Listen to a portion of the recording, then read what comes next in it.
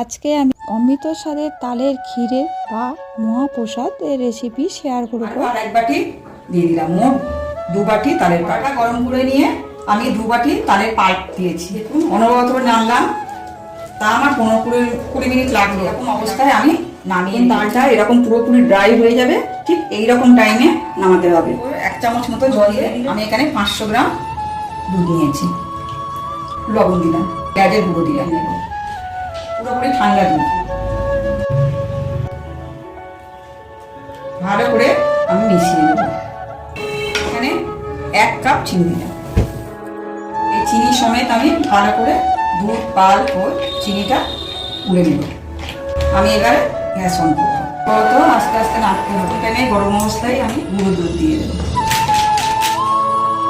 এইভাবেই আপনারা তালের ক্ষীরের রেসিপিটি বাড়িতে বানিয়ে ফেলতে পারবেন।